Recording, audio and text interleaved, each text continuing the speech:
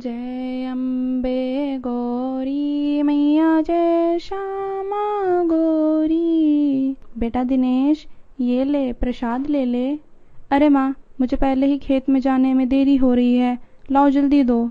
अरे बेटा, जल्दी का काम शैतान का होता है, माता का प्रसाद खा कर जा, इतनी भी क्या जल्दी है। माँ जी, आपको तो कोई काम है नहीं, बस पूरे दिन पूजा पाठ में ही लगी रहती हो। ये काम नहीं करेंगी तो घर कैसे चलेगा। जाइए जी, माँ जी को तो कुछ काम है नहीं, ये आपको भी काम नहीं करने देंगी। दिनेश अपनी पत्नी की बातों को नजरअंदाज कर खेत के लिए निकल जाता है। अरे बहू, दुर्गा माँ की पूजा के लिए मुझे कुछ सामान चाहिए, मुझे थोड़े पैसे दे दो ताकि मैं पूजा का सामान ले आऊं।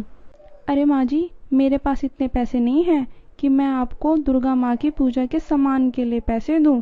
घर तो मैं इतनी मुश्किल से चलाती हूँ और आपको दुर्गा माँ की पूजा की पड़ी है। इस महीने पूजा नहीं करोगी तो कुछ चला नहीं जाएगा, अगले महीने सोचेंगे पूजा के बारे में। शर्मिला का मन दुखी हो जाता है और वो अपने बेटे के आने का इंतजार करती है। जब शाम को दिनेश घर आता है तो शर्मिला बोलती है, बेटा मुझे थोड़े पैसे चाहिए, माँ दुर्गा की पूजा के लिए मुझे सामान चाहिए।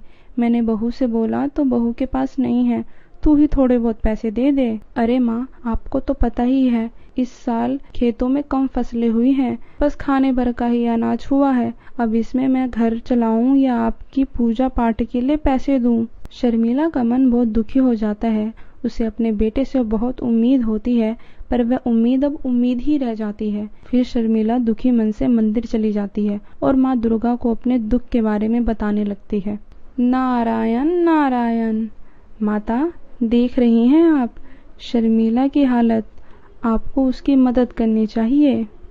आपने सही बोला, शर्मिला को मेरी आवश्यकता है, परंतु यह अभी सही समय नहीं आया, हमें सही समय का इंतजार करना चाहिए।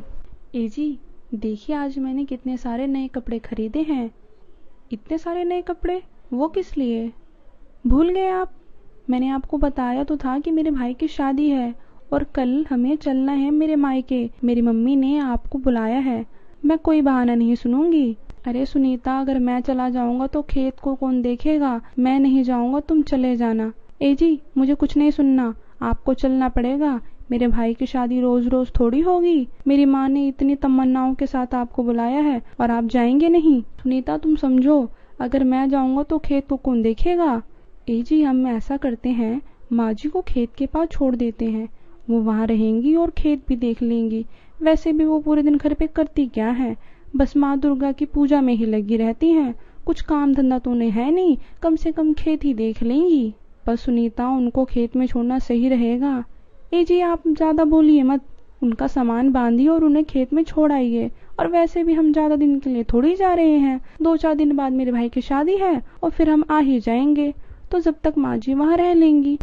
दिनेश इस बात के लिए राजी हो जाता है और बिना कुछ सोचे समझे अपनी माँ को खेत में छोड़ने के लिए चल देता है। माँ, बस 4 दिन की ही बात है, आपको यहाँ कोई दिक्कत नहीं होगी, मैं जल्दी ही आ जाऊंगा। शर्मिला दिनेश से कुछ नहीं बोलती और अपना सामान लेकर वो छोटे से घर में रख लेती है। दिनेश अपनी माँ को वहाँ छोड़कर चला जाता है।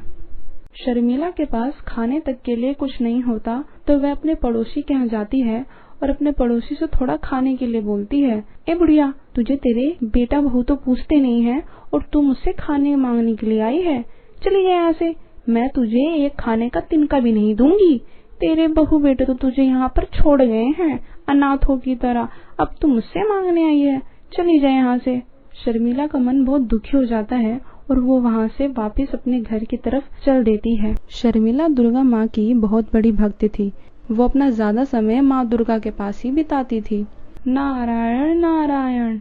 माता, मुझसे अब इस शर्मिला का दुख देखा नहीं जाता, आपको कुछ करना चाहिए। माता और नारायण एक साधारण मनुष्य का रूप लेकर शर्मिला के पास पहुँचते हैं। बहन, तुम्हारे पास कुछ खाने के लिए है? मेरा बेटा कई दिन से भूखा है, अगर तुम्हारे पास कुछ खाने के लिए है तो थोड़ा सा दे दो। नहीं बहन, मेरे पास खुद कुछ खाने के लिए नहीं है, मैं तुम्हारे बेटे को कहाँ से दूं? माँ, क्या मैं उस खेत से थोड़े चने ले लूं? बहन, क्या मेरा बेटा तुम्हारे खेत से थोड़े चने ले सकते हैं? नहीं, आप ऐसा क्यों बोल रही हैं?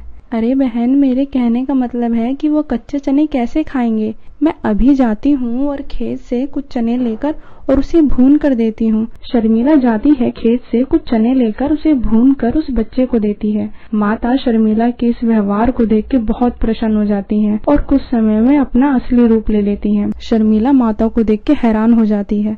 माता शर्मिला को आशीर्वाद देती हैं और उनके गायब होते ही शर्मिला के बाल सोने में बदल जाते हैं। परंतु इस बात का शर्मिला को कोई अंदाजा नहीं होता। गांव के सभी लोग शर्मिला को देखकर हैरान हो जाते हैं। सभी को इस बारे में पता चल जाता है कि उसके बाल अब सोने के बन चुके हैं। शर्मिला की बहू को भी इस बारे में पता चलता है और वह दौड़ी दौड़ी अपनी सास के पास जाती है। माँ जी, आपको अब यहाँ रहने की कोई जरूरत नहीं है, आप घर चलिए, आपका बेटा आपका इंतजार कर रहा है। नहीं बहू, मैं अब घर नहीं जाऊंगी, मेरा यहाँ मन लग गया है, मैं अब अपनी माता के साथ यहीं पे रहूंगी। माँ जी, आप जिद छोड़िए और घर चलिए, आपका बेटा वहाँ इंतजार कर रहा है। नहीं बहू, मुझे यहीं रहना है। देखते ही देखते शर्मिला कुछ देर में अपने प्राण त्याग देती है और उसके बाल फिर पहले की तरह हो जाते हैं। सुनीता जिस लालच में शर्मिला को लेने आती है, अब वह कारण ही नहीं रहता और फिर पहले की तरह सब कुछ हो जाता है।